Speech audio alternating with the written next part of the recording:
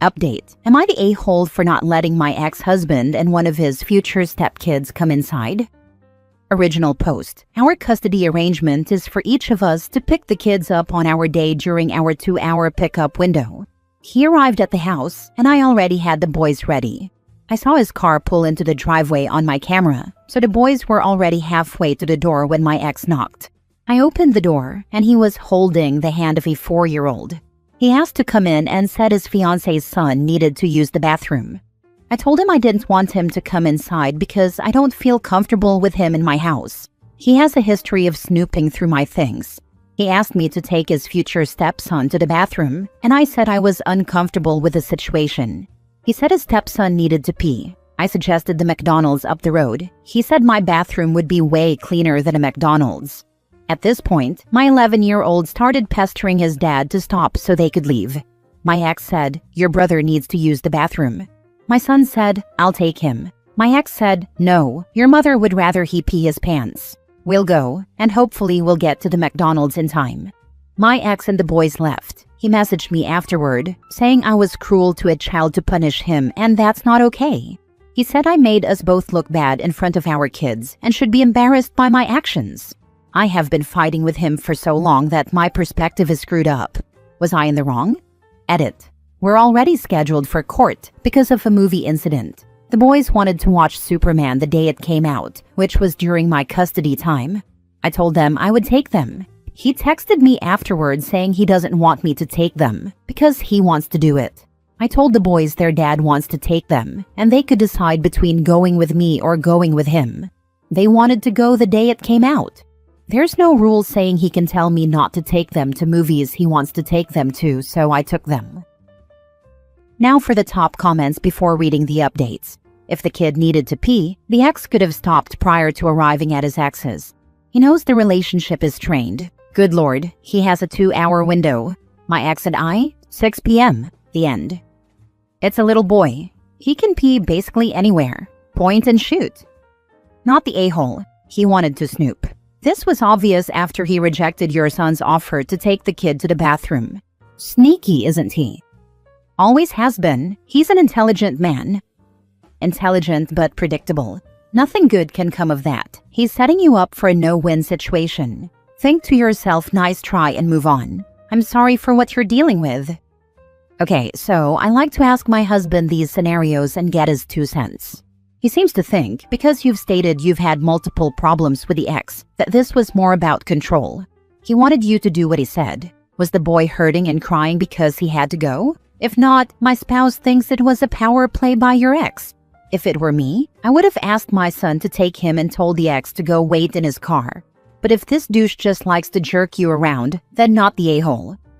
He was holding my ex's hand and kind of looking around. He didn't say anything. Your son actually offered to take the kid to the bathroom and your ex declined. Sounds like a power play to me.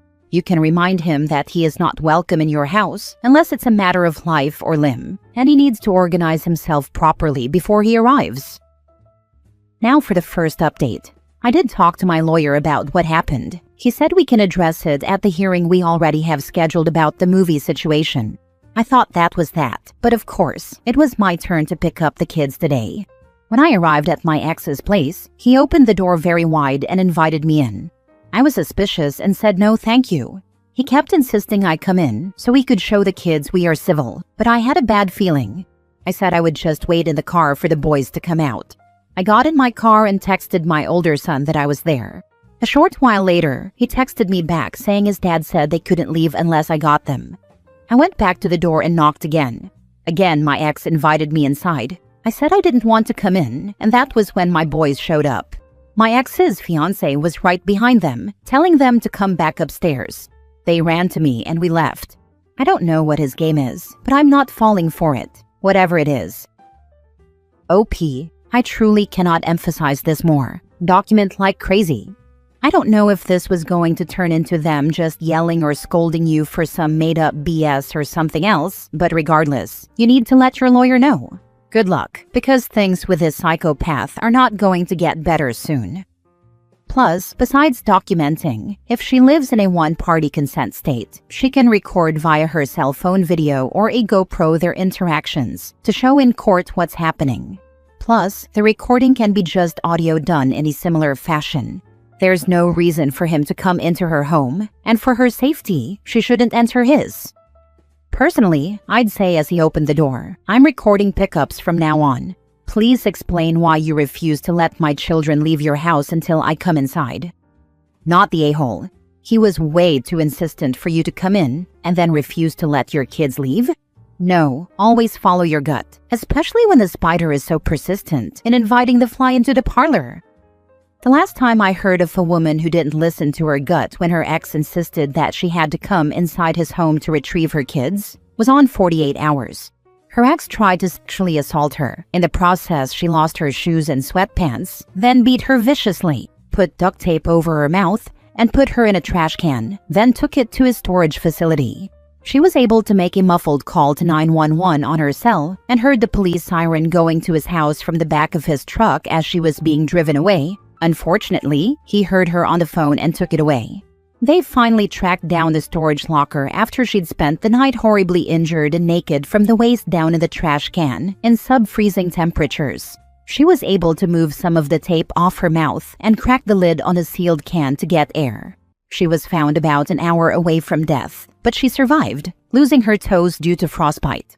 Women are trained to not listen to their instincts. It's time we start trusting them because they exist for a reason.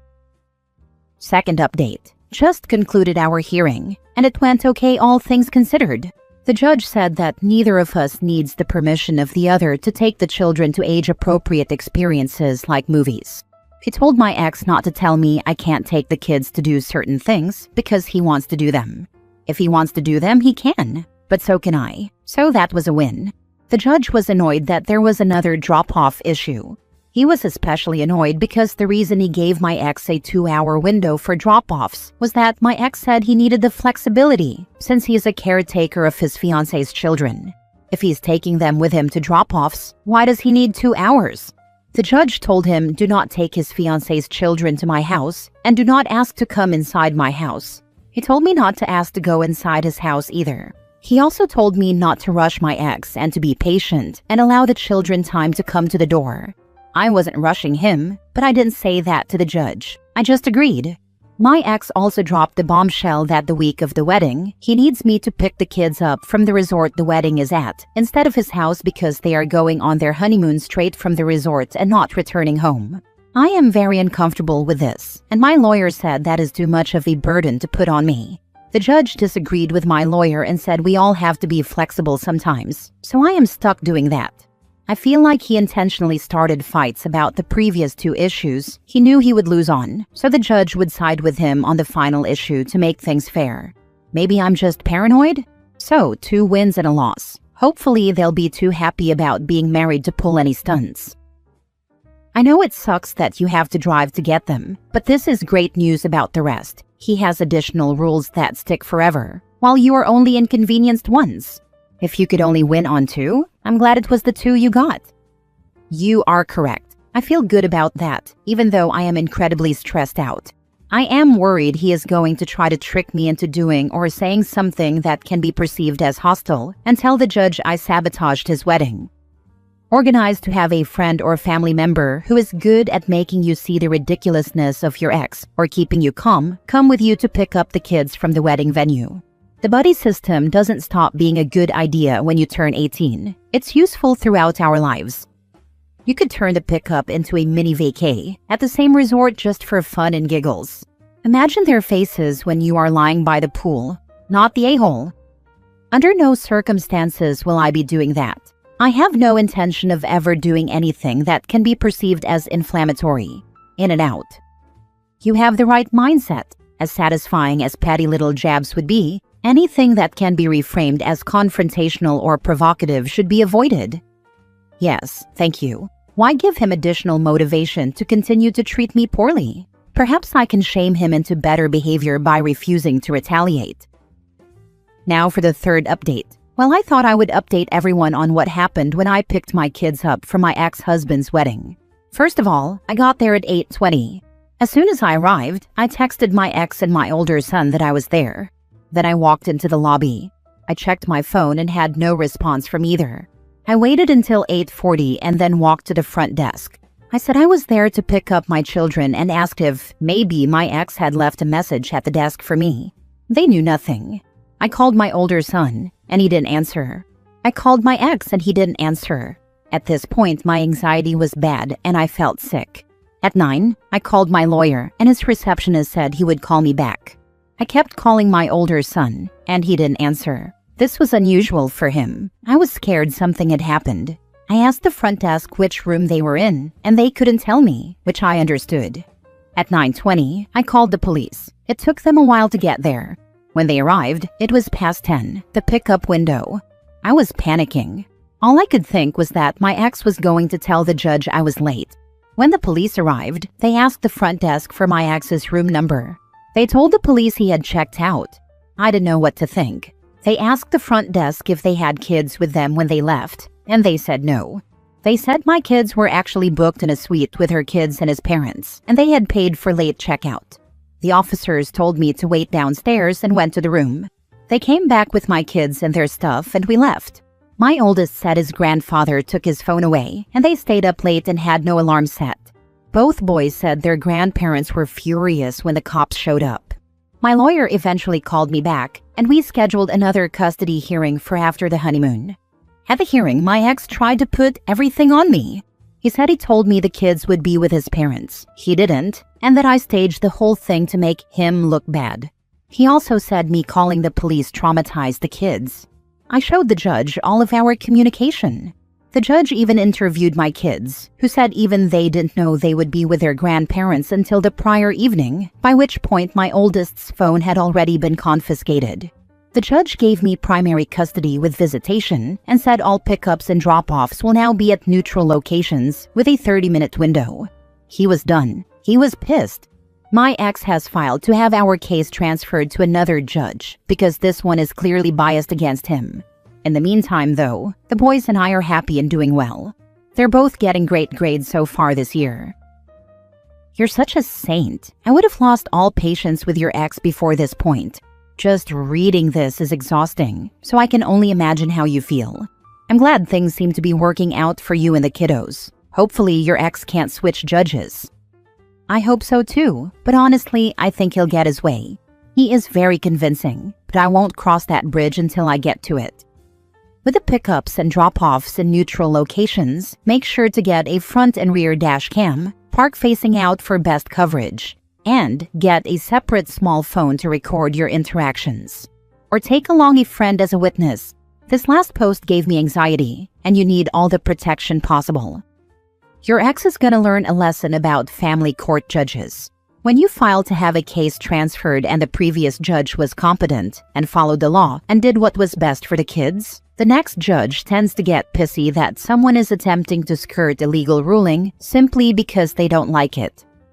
I hope that's the case in this instance. Last story. I told my girlfriend, now ex, I acknowledge other women are pretty and she dumped me. Am I the a-hole? Hi, I'm just trying to find some clarification for an opportunity for some self-growth if it's needed. Where better than strangers on the internet? I, 27 male, was just in my first real relationship with, let's call her V, 25 female, for 5 months. When you're in a relationship, are you supposed to stop finding other women pretty? I'm not talking about attraction, just an acknowledgement in your head that they are in fact a pretty person. For context, a couple of weeks ago, V was asking me reassurance questions, and the last one was, do you ever find other women pretty and think about being with them instead of me? I responded with no, but I sighed first since she had asked many. She pushed me, saying I hesitated, so I elaborated, no, I do think other women are pretty, rarely an oh wow they're beautiful, but the thought stops there. Definitely haven't thought of being with anyone else. Maybe I shouldn't have shared all that, but honesty was a big thing for her, so I told the truth. A couple of days later, we went to Target together, and her mood soured right before we left. She just went silent. She gave me the silent treatment for over an hour before leaving for work, then texted me, you have a staring problem. Apparently, I turned my head and looked a woman up and down right in front of her. did not happen, and then looked too long at a girl who was at the end of the aisle when approaching. In the time it took my brain to go, oh, they are kind of in the way. Are they going to go this way or that way? Can I cross? She said I had locked eyes and stared way too long. It turned into a big fight over the phone.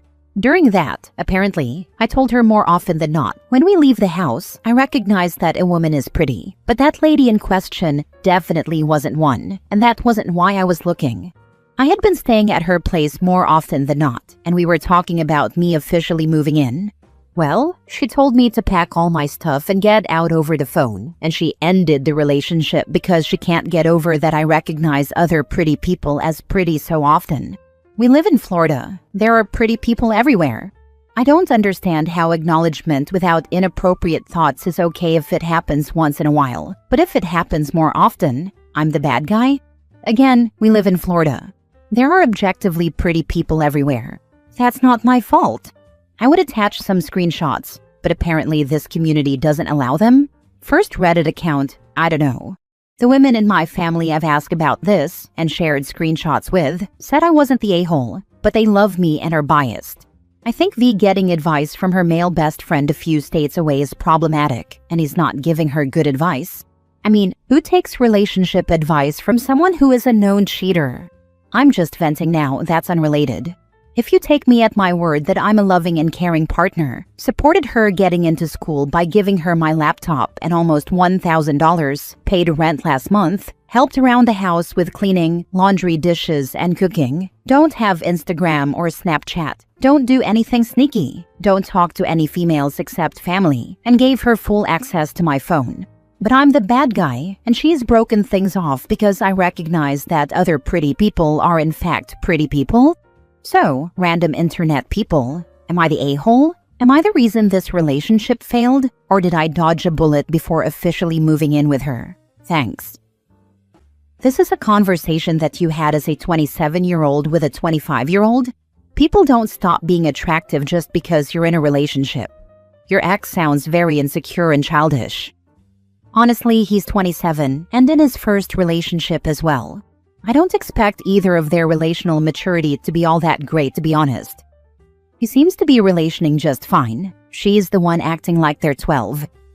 My partner's ex looks like a supermodel. I'm not exaggerating. She is stunning. But he's with me now. Your ex is insecure. Edit. I didn't think I was the a-hole. Maybe I just needed a place to vent. The suddenness and reason for the breakup just had me baffled. Having an overwhelming number of people say I was not the a-hole has helped me let go of the situation. Also, I see a lot of comments about staring. I'm mindful of my gaze. I do people watch when I'm bored. Look at tattoos, clothes, shoes, but I didn't check women out up and down or stare because of attraction in front of her. If she doesn't ask, I can't help what she assumes when I look in another direction. Per the example I listed, I looked long enough to wonder what the lady's next move was, so I didn't get in her way or run into her. My dad cringes me out and makes me uncomfortable with the way he looks at women, so I'm definitely mindful of my gaze.